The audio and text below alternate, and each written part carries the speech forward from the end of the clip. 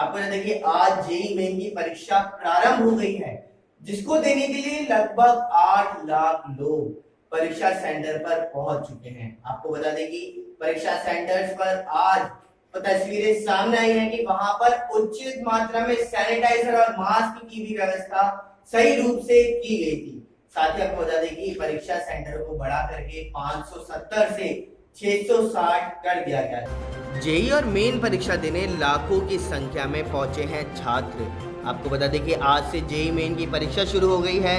Centre के बाहर छात्र सोशल डिस्टेंसिंग का पालन करते हुए दिखाई दिए हैं। साथ ही मास्क व सैनिटाइजर की व्यवस्था भी सेंटर के बाहर देखने को मिली थी। अभी तक की खबरों के मुताबिक परीक्षा केंद्र के बाहर शांतिपूर्ण माहौल रहा और छात्र सोशल डिस्टेंसिंग का पालन करते हुए दिखाई दिए हैं। परीक्षाएं 1 सितंबर से लेकर के 6 सितंबर तक चलेंगी। इस परीक्षा में 8 लाख से ज़्यादा छात्रों ने रजिस्ट्रेशन करवाया था। सेंटर्स के बाहर छात्रों के लिए मास्क व सैनिटाइजर की व्यवस्था भी की गई। तमाम राजनीतिक पार्टियों ने परीक्षा करवाने का विरोध किया था। इसमें पश्चिम बंगाल की मुख्यमंत्री ममता बनर्जी, कांग्रेस पार्टी सहित अन्य नेता भी शामिल थे। छात्रों के स्वास्थ्य का हवाला देकर वह परीक्षा न करवाने की मांग कर रहे। परीक्षा को टालने के लिए सुप्रीम कोर्ट ने भी याचिका डाल गई थी, लेकिन सुप्रीम कोर्ट ने इस पर रोक लगाने से मना कर दिया।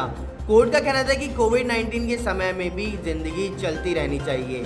उनका मानना था कि परीक्षा कैंसिल करने की वजह से छात्रों को नुकसान होगा। एनटीए द्वारा रिलीज किए गए आधिकारिक नोटिस के मुताबिक छात्रों की सुरक्षा के लिए सेंटर्स की संख्या को बढ़ा दिया गया।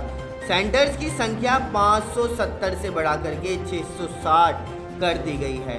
साथ ही आपको बता दें कि जेईई मेन कंप्यूटर बेस्ड परीक्षा है।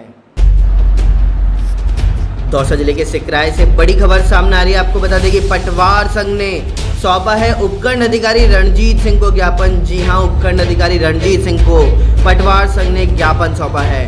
आपको बता दें कि राजस्व रिकॉर्ड को ऑनलाइन करने के लिए पटवारियों के पास नहीं है संसाधन। जी हां, रिकॉर्ड को ऑनलाइन करने के लिए पटवारियों के पास संसाधन नहीं है, जिसके चलते मेहंदीपुर बालाजी थाने में पटवारी हल्का मीणा शिमला द्वारा दर्ज मुकदमे में कार्रवाई करवाने की मांग की गई है। जी हां, मुकदमे में कार्रवाई करवाने की मांग की गई। साथ ही अगर कार्रवाई नहीं की तो पटवारी एवं कानून को 2 तारीख से सामूहिक कार्य का बहिष्कार करेंगे। आपको बता दें कि मामले की जांच सीआई और सीओ से कराने की। आपको बता दें कि महेंद्र सिंह धोनी ने रिटायरमेंट ले लिया, लेकिन उनके रिटायरमेंट के बाद भी उनके खेल के चर्चे अभी तक लोगों के अंदर जागरूक हैं। आपको बता दें कि पूर्व भारतीय तेज गेंदबाज श्रीनाथ ने धोनी की तारीफ की है। उन्होंने कहा कि मैदान पर उनसे ज्यादा शांत इंसान आज तक उन्होंने कोई नहीं देखा। पूर्व भारतीय तेज गेंदबाज श्रीनाथ ने कहा कि आपको बता दें कि धोनी क्रिकेट में किसी योगी की तरह वे खुद को नतीजों से अलग रखना चाहते हैं। पूर्व भारतीय तेज गेंदबाज जवागल श्रीनाथ का मानना है कि महेंद्र सिंह धोनी क्रिकेट में किसी योगी की तरह हैं। वे खुद को नतीजों से अलग रखना चाहते हैं। उसी खूबी के दम पर उन्हें बतौर कप्तान कामयाबी हासिल मिली है। श्रीनाथ ने भारतीय स्पिनर रविचंद्रन अश्विन से उनके यूट्यूब चैनल पर यह बात कही। श्रीनाथ ने आगे कहा कि धोनी जीत के बाद भी सबसे बेशकीमती ट्रॉफी भी किसी दूसरे खिलाड़ी को थमाकर अलग हो जाते हैं। ऐसी खूबी बहुत कम लोगों में होती है। धोनी मैदान पर भावनाओं का इजहार नहीं करते, ऐसा श्रीनाथ ने कहा। उन्होंने आगे कहा कि धोनी अपनी भावनाओं का इजहार बहुत कम करते हैं। मैदान पर जब हालात टीम के पक्ष में नहीं होते, फिर भी उनकी बॉडी लैंग्वेज ऐसी होती है जैसा कुछ हुआ ही नहीं है। किसी भी खिलाड़ी के लिए खेल में सफल होने का सबसे अच्छा तरीका नतीजों से खुद को अलग रखना होता है, और धोनी इसमें मास्टर है। श्रीनाथ ने अश्विन से हुई बातचीत में धोनी से पहली मुलाकात का भी जिक्र किया। उन्होंने बताया कि मैं पहली बार 2003 में धोनी से मिला था, तब वे इंडिया ए टीम के केन्या टूर पर गए थे। उस टूर पर भारत, पाकिस्तान और केन्या की टीमों के बीच ट्राई सीरीज हुई थी। लीग स्टेज के तीनों मुकाबले में धोनी ने अकेले अपने दम पर टीम को फाइनल में पहुंचाया था। तब उन्होंने स्पिनर्स के साथ ही तेज गेंदबाजों के खिलाफ इस तरह से बल्लेबाजी की थी मानो वो स्कूल क्रिकेट खेल रहे हों। बूंदी जिले के नैनवा से बड़ी खबर सामने आ रही है। आपको बता दें कि मैंडी एनएच 148 डी हाईवे पर होटल में पीटा एक्ट की कार्रवाई देखने को मिली है। जी हाँ, मंडी NH 148 डी हाईवे पर होटल में पीटा एक्ट की कार्रवाई देखने को मिली है। आपको बता दें कि पुलिस की मौजूदगी में हिंडौली डिप्टी ने कार्रवाई की है। आपको बता दें कि पीटा एक्ट के तहत एक युवती के साथ युवक को रंगरलियां मनाते हुए पकड़ा गया है। जी हाँ, पीटा एक्ट के तहत एक युवती के साथ युवक को रंगरलियां मनाते हुए पकड़ा गया। साथ ही आपको बता दें कि होटल मालिक को भी गिरफ्तार किया गया है। जी हाँ, होटल मालिक भी गिरफ्तार हो चुका है। यह पूरा मामला दबलाना क्षेत्र के मंडी चौराहे का है। आपको बता दें कि पिछले काफी समय से राजस्थान के अंदर बादल मेहरबान होते हुए नजर आ रहे हैं। ऐसा ही एक कल मामला भी देखने में सामने आया। आपको तो बता दें कि जैसलमेर, जहां पर बारिश बहुत ही कम देखने को मिलती है, वहां पर कल बारिश 68.6 मिलीमीटर नापी गई है। जी हां, कल पूरा दिन, रात और आज की सुबह भी वहां पर बरसात देखने को मिली। जैसलमेर के अंदर मानसून की मेहरबानी से इन दिनों राजस्थान का कोना कोना भीग रहा है। अमूमन बारिश में वंचित रहने वाला पश्चिमी राजस्थान का जैसलमेर भी इस बार तरबतर हो गया। भारत पाकिस्तान बॉर्डर पर स्थित इस जिले में रविवार रात से सोमवार दोपहर तक इंद्रदेव पूरी तरह से मेहरबान रहे हैं। इस अवधि में गोल्डन सिटी जैसलमेर में 5 इंच बारिश हुई। मौसम विभाग और स्थानीय लोगों के मुताबिक जैसलमेर ने बरसों बाद ऐसी बारिश देखने को मिली है। मौसम विभाग के अनुसार रविवार और सोमवार को जैसलमेर में 5 इंच बरसात दर्ज की गई। जैसलमेर में रविवार रात बदरा बरसने शुरू हुए। रात भर रुक रुक कर बारिश होती रही। सोमवार सुबह होने के साथ ही फिर तेज बरसात शुरू हुई।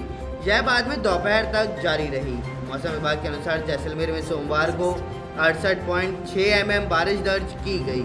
सोमवार को जिले भर में मानसून सक्रिय भी रहा। शहर के साथ ही ग्रामीण अंचलों में भी सुबह से ही रिमझिम बरसात दोपहर तक चलती रही। इससे बरसों से प्यासे धोरी ने जमकर पानी पिया। दौसा जिले के सिकराय से बड़ी खबर सामने आ रही है। आपको बता दें कि पटवार संघ ने सौंपा है उपखंड अधिकारी रणजीत सिंह को ज्ञापन। जी हां, उपखंड अधिकारी रणजीत सिंह को पटवार संघ ने ज्ञापन सौंपा है। आपको बता दें कि राजस्व रिकॉर्ड को ऑनलाइन करने के लिए पटवारियों के पास नहीं है संसाधन। जी हां, रिकॉर्ड को ऑनलाइन करने के लिए पटवारियों के पास संसाधन नहीं है, जिसके चलते मेहंदीपुर बालाजी थाने में पटवारी हल्का मीणा शिमला द्वारा दर्ज मुकदमे में कार्रवाई करवाने की मांग की गई है। जी हां, मुकदमे में कार्रवाई करवाने की मांग की गई। साथ ही अगर कार्रवाई नहीं की तो पटवारी एवं कानून को 2 तारीख से सामूहिक कार्य का बहिष्कार करेंगे। आपको बता दें कि मामले की जांच CI और CO से कराने की मांग भी की गई। आपको बता दें कि दौसा जिले के उपखंड रामगढ़ पचौरा में चतुर्भुज महाराज मंदिर से बिनोरी धाम पहुंची पद यात्रा।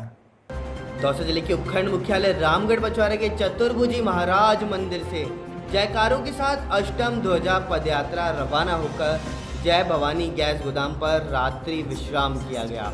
कोविड-19 के चलते इस वर्ष गाजे बाजे के साथ नहीं जाकर अष्टम ध्वजा पदयात्रा बालाजी के जयकारों के साथ रवाना की गई।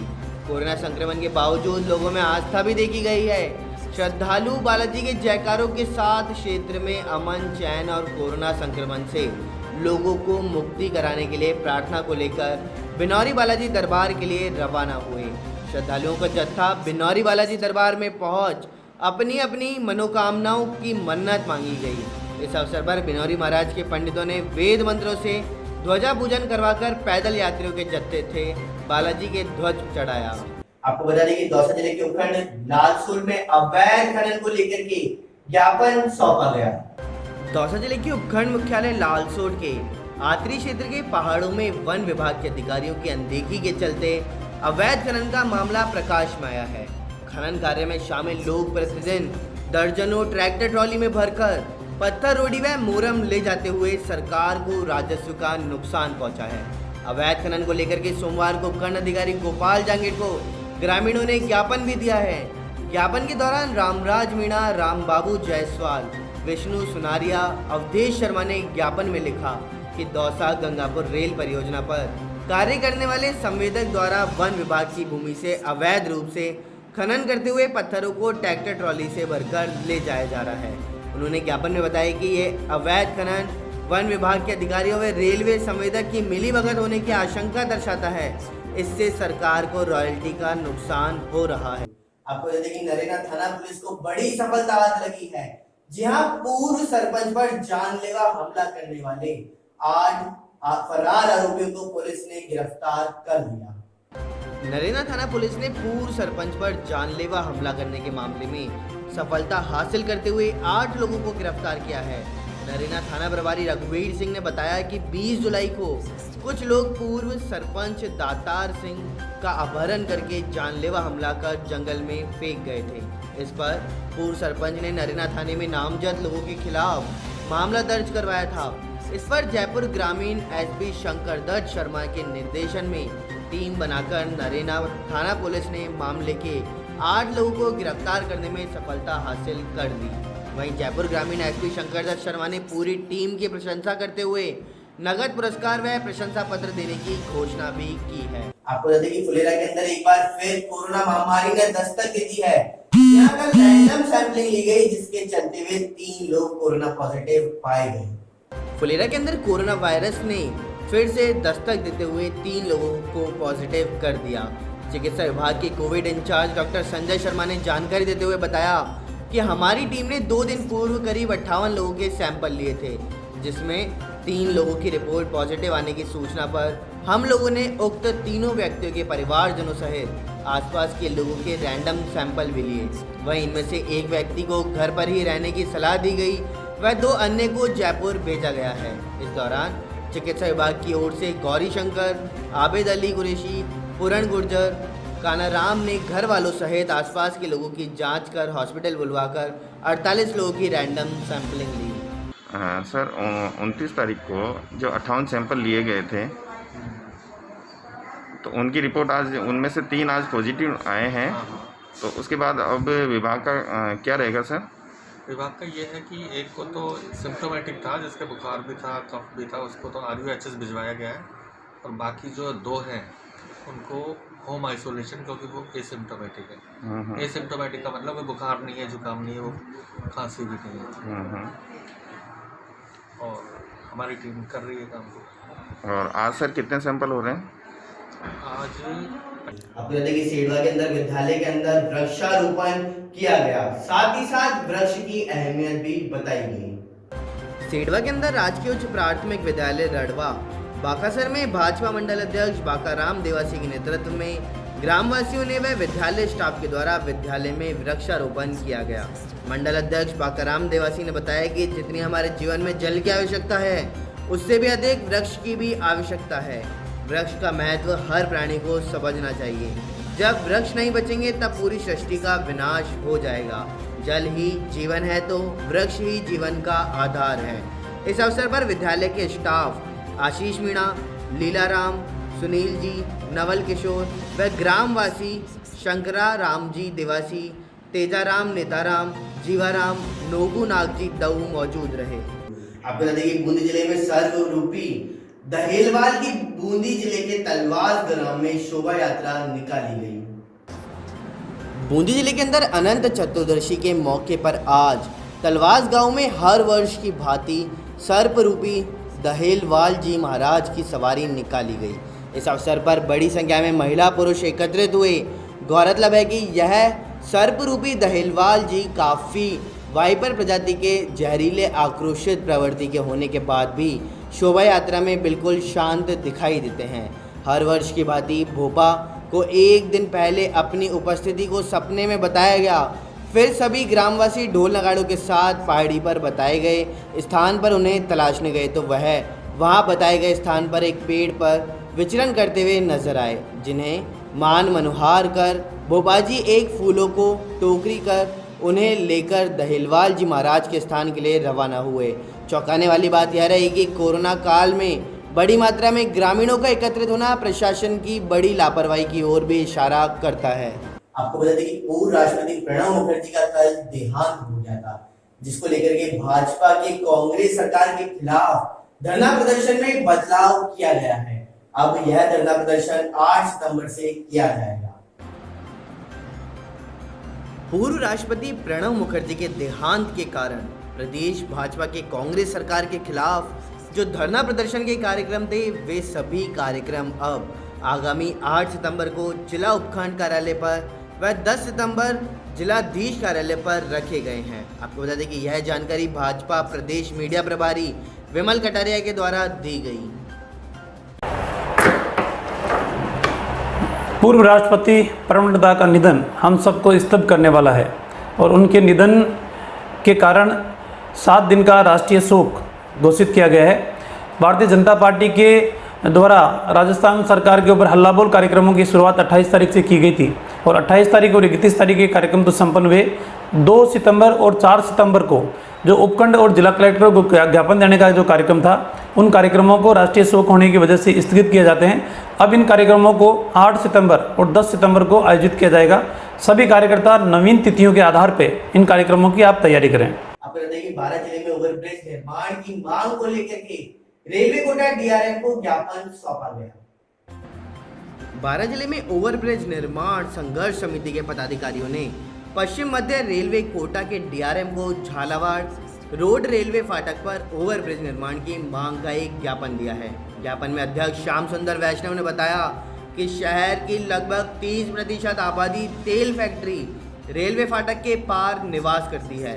इस क्षेत्र में लगभग 6 से 7 वार्ड भी आते हैं जो कि इस रेलवे ओवरब्रिज निर्माण नहीं होने के कारण और बार बार फाटक बंद होने के कारण राहगीरों व किसानों का भी जी का जंजाल बना हुआ है। सबसे बड़ी विडंबना तो यह है कि एम्बुलेंस जो गंभीर मरीज को लेकर आती है उसे भी फाटक खुलने तक इंतज़ार करना पड़ता है। ऐसे में कई बार तो मरीज मौत का ग्रास बन चुके हैं। फाटक लगा होने से लोगों व किसानों को लगभग आधे पौन घंटे खड़ा रहना पड़ता है। फाटक बंद होने से एक्सीडेंट के इमरजेंसी केस, डिलीवरी वाली महिलाएं अस्पताल पहुंचते पहुंचते दम तोड़ देते हैं। कई बार ट्रैफिक जाम के चलते लड़ाई झगड़े तक हो जाते हैं। जिला अध्यक्ष वैष्णव ने बताया कि ओवरब्रिज निर्माण का टेंडर भी हो चुका है और एजेंसी द्वारा बैरिकेड्स भी लगवा दिए गए थे और नगर परिषद व सार्वजनिक निर्माण विभाग रेलवे द्वारा सर्वे भी कर लिया गया था।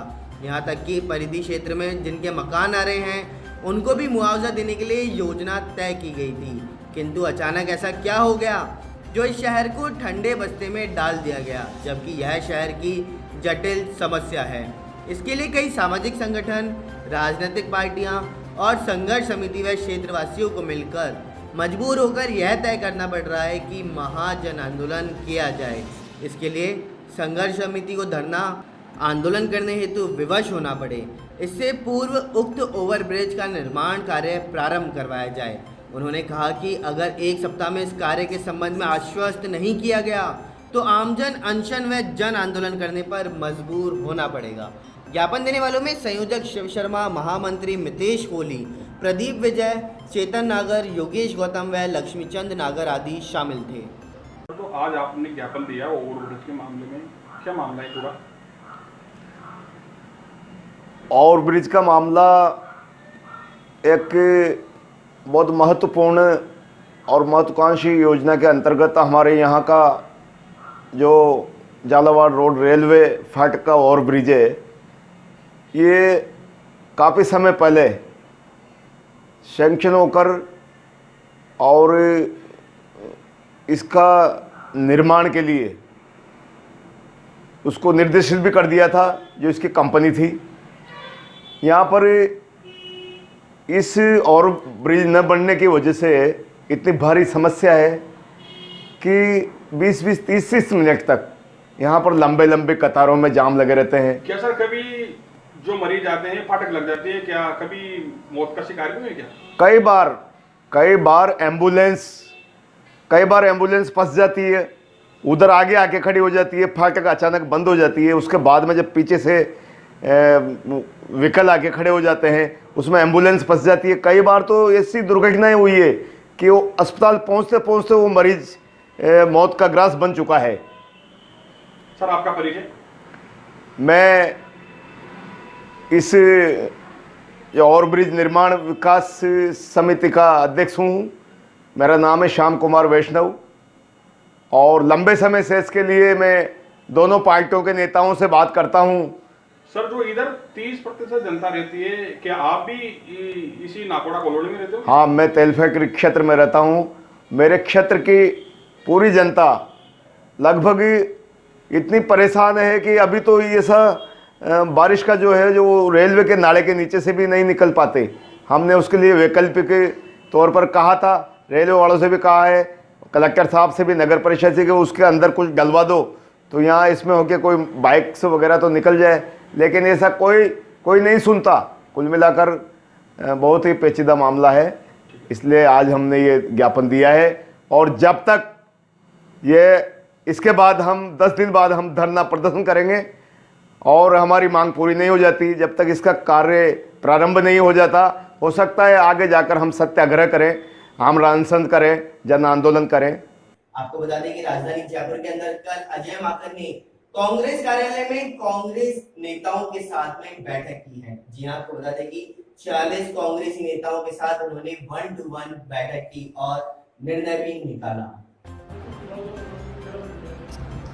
राजधानी जयपुर के अंदर अजय माकन ने सोमवार को कांग्रेस कार्यालय पहुंचकर 46 कांग्रेसी नेताओं से 1-to-1 बातचीत भी की है। माकन ने कहा, अब राजस्थान कांग्रेस में गुटबाजी की बात नहीं है, हम इससे आगे निकल चुके हैं। उन्होंने कहा कि संगठन और कैसे मजबूत किया जाएगा, सरकार के साथ बेहतर सामान में कैसे हो, इसे लेकर बातचीत की जा रही है। मंत्रियों से पहले माकन ने मिलने पहुंचे पायलट समर्थक विधायक हेमाराम व दीपेंद्र सिंह शेखावत ने माकन से अकेले में मिलने की शर्त रखी थी। शाम 6 बजे पीसीसी में प्रेस कॉन्फ्रेंस भी की गई। माकन ने प्रेस कॉन्फ्रेंस में सरकार के कामकाज की तारीफ की। उन्होंने कहा कि सरकार के मंत्रियों को 5 साल में जो काम करने थे, उनमें से 70% काम 2 साल में ही कर लिए गए। माकन ने कहा, सभी को साथ लेकर चलने की उम्मीद है, जो विवाद सेवर खत्म हो अध्यक्ष, सीएलपी लीडर और अभी वर्तमान में मिनिस्टर सबके सब, उन सबसे हम लोगों ने चर्चा करी और कैसे संगठन को और मजबूत किया जा सकता है। आगे लोकल बॉडी इलेक्शन होने वाले हैं, इस तरीके से हम लोग लोकल बॉडी इलेक्शन के लिए तैयारी करें, उसकी चर्चा करें। मंत्रियों के साथ में जब हम लोगों ने बैठक करी तो 2 मुख्य बातें मंत्रियों को हम लोगों ने पहले से ही पत्र लिख करके उनसे कहा था तैयारी के साथ में आने के लिए। और मंत्रियों से हम लोगों ने 2 मुख्य बातों की चर्चा करी। एक तो मैनिफेस्टो के पॉइंट्स हम लोगों ने विभाग वाइज, मंत्री वाइज हम लोगों ने सबको भेजे और सब लोगों से उसके ऊपर मंत्रणा चर्चा करी कि उसमें से। वहीं सिकराई के अंदर पटवार संघ ने सौंपा उपखंड अधिकारी रणजीत सिंह को ज्ञापन। राजस्व रिकॉर्ड को ऑनलाइन करने के लिए पटवारियों के पास नहीं है संसाधन। अजय माकन ने सोमवार को कांग्रेस कार्यालय पहुंचकर 46 कांग्रेसी नेताओं से 1-to-1 बातचीत की। साथ ही माकन ने कहा कि अब राजस्थान कांग्रेस में गुटबाजी की बात नहीं है। लालसोट के अंदर चतुर्भुज महाराज मंदिर से बिनौरी धाम पहुंची पद यात्रा। सिकराई के अंदर क्षेत्र में लगातार बढ़ रहा है कोरोना महामारी का ग्राफ। सिकराई में कोरोना संक्रमण महामारी का ब्लास्ट भी हुआ है। 7 पॉजिटिव आए। सिकराई क्षेत्र में 264 सैंपल लिए थे 29 तारीख को बालाजी। जालोर लाहौर के अंदर भारतीय जनता पार्टी के कार्यकर्ताओं ने भादरा जून मंडल के विद्युत विभाग के जीएसएस पर धरना प्रदर्शन कर सौंपा ज्ञापन। वहीं 12 के अंदर ओवरब्रिज निर्माण की मांग को लेकर के रेलवे कोटा के डीआरएम को सौंपा गया ज्ञापन। धोरीमन्ना के अंदर भाजपा कार्यकर्ताओं ने किसान हित में, साथ ही कांग्रेस सरकार द्वारा बिजली बिल में बढ़ोतरी के खिलाफ ज्ञापन सौंपा। 12 के अंदर बाल बाल होने के कारण पार्वती नदी उफान पर आगमन हुआ प्रभावित।